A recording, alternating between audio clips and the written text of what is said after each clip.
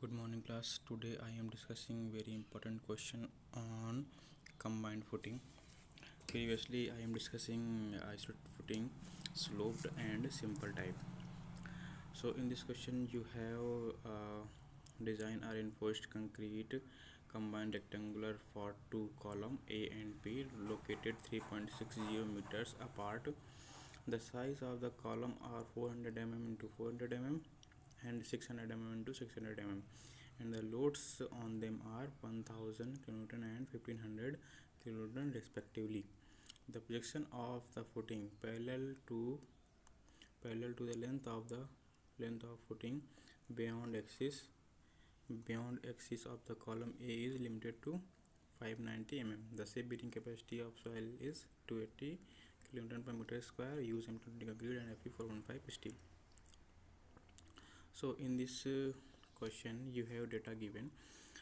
Column A size 400 mm into 400, column B size 600 mm into 600, and the distance between these two columns is 3.60, and this 3.60 is center to center distance between both the two columns. Next you have given projection of column A. So it is very important what is projection of column A. Projection of column A is distance between distance between column from the footing edge. Okay, from the footing edge, if column A is this, then its center is this, then distance from the edge of the footing, it is a projection of column A. So projection of column A is 5.590. Next, grade of concrete equal to M20, grade of steel equal to Fe415. सो आगे बढ़ते हैं. Total load on the two column. Total load क्या है column का, वो है आपका पहला है आपका 1500, पहला है आपका 1000 एंड सेकंड है 1500.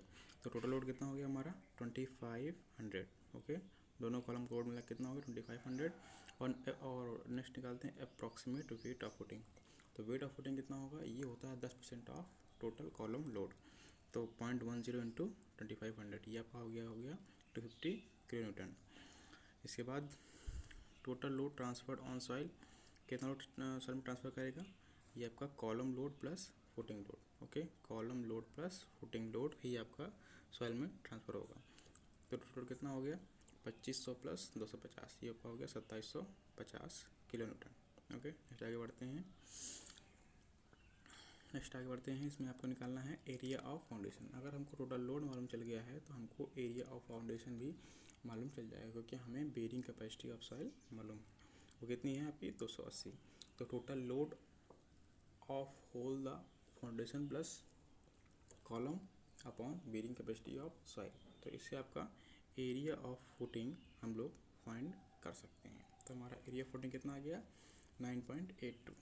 ओके, नेक्स्ट अगर हमको एरिया फुटिंग निकल गया है तो हमें अपने कॉलम की पोजीशन उस फुटिंग में डिसाइड करनी है, और हमें इस तरीके से अपने कॉलम को उसमें फुटिंग में इम्प्लीमेंट करना है कि इक्वली लोड डिस्ट्रीब्यूट हो पूरी फुटिंग में. ओके, इक्वली लोड डिस्ट्रीब्यूट हो पूरी फुटिंग में, और centroid of loads centroid of footing से मैच करना चाहिए. ठीक है, centroid of loads centroid of footing से मैच करना चाहिए. तो हमें सबसे पहले हमें क्या क्या इन्फॉर्मेशन गिवन है कि कॉलम ए का जो प्रोजेक्शन है, प्रोजेक्शन मतलब कि एच से जो डिस्टेंस है कॉलम ए की, वो कितनी है 0.590 मीटर. ओके, और कॉलम ए से कॉलम बी की डिस्टेंस कितनी है 0.360. ओके, तो सबसे पहले हमें ये पता करना है कि इन दोनों लोड्स का सेंट्रॉइड और कॉलम और हमारी फाउंडेशन सेंट्रॉइड की वैल्यू कितनी है. तो हमें ये निकालने के लिए सेंट्रॉइड ऑफ फुटिंग, हमें ये निकालने के लिए अपना एक फॉर्मूला प्रोनाउन लगाना होगा, जिससे हम सेंट्रॉइड निकालते हैं कोई भी दो लोड्स का. ओके, तो सबसे पहले हमारा कॉलम ए के बारे में बात करते हैं. कॉलम ए की डिस्टेंस इस वाले एच से कितनी है 0.590, और लोड कितना है उसका 1000. ओके, फिर कॉलम बी के बारे में बात करते हैं। कॉलम बी की इस एज से डिस्टेंस कितनी होगी, ये होगी 0.590 प्लस 3.60। ओके, ये टोटल डिस्टेंस होगी। ये जोड़ने पे कितना आएगा, आपको कितना मिलेगा, ये मिलेगा हमारा 4.19। और कॉलम बी कितना है 1500, और total column A plus B कितना है 2500। ओके, तो हमारा ये डिस्टेंस फ्रॉम द ये कितनी आ गई हमारी, ये आ गई हमारी 2.75। तो ये आपकी half of the distance of rectangular combined footing है। ओके, ये हाफ आपकी लेंथ है कंबाइंड फुटिंग की। ओके, तो इसको जस्ट डबल कर देंगे तो हमारी फुल लेंथ निकल आएगी। अब ये जो हमारी फुटिंग का लेंथ निकली है, ये जो लेंथ निकली है, इसके दोनों तरफ आपका लोड है वो इक्वली डिस्ट्रीब्यूट है। जितना लोड इस तरफ है कॉलम की फुटिंग में, उतना ही लोड इस तरफ है। ठीक है, तो ये हमारी कंडीशन फुल होगी कि दोनों तरफ हमारे कमर फुटिंग में लोड इक्वल डिस्ट्रीब्यूट होना चाहिए सॉइल में। ठीक है, तो ये कंडीशन हमारी फुलफिल हो रही है। अब हमको यहाँ से कॉलम की लेंथ फुटिंग की लेंथ मिल गई है, हमें इसकी विड्थ निकालनी है। विड्थ कैसे निकालेंगे इसकी, अब हमें एरिया मालूम है। एरिया में अगर हम लेंथ का डिवाइड कर दें, एरिया में हम अगर लेंथ का डिवाइड कर दें तो हमें इसकी विड्थ मिल जाएगी। एरिया कितना हमारा 9.82 और इसकी लेंथ कितनी है 5.50। तो हमें यहाँ से इसकी विड्थ मिल जाएगी। हमारी विड्थ कितनी है 1.785 आई, इसको हम मान लेंगे 1.80 है टोटल हमारी। ठीक है, तो हमारी टोटल 1.80 हमारी इसकी विड्थ आ गई। तो इसकी विड्थ कितनी आ गई 1.80, इसकी लेंथ कितनी आ गई 5.50। ठीक है, ये हमारी कंबाइंड फुटिंग का एरिया के साथ में हमारी डायमेंशन भी हमको मिल गई है। इसके बाद हम निकालते हैं net upward pressure intensity of footing. Pressure intensity कितनी होगी अपवर्ड की, इसमें total load upon total area of footing.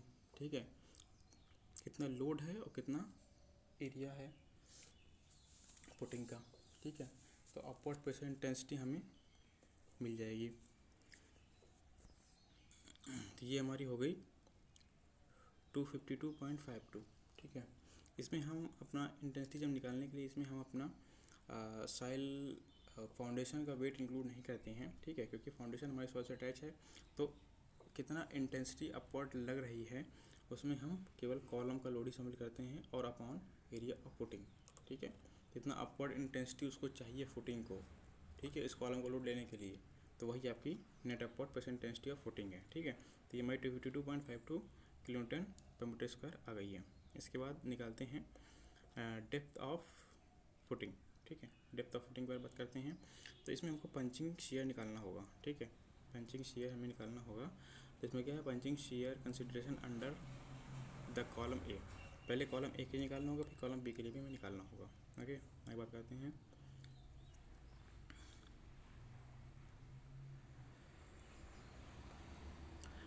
Okay, next part में बात करेंगे इसको।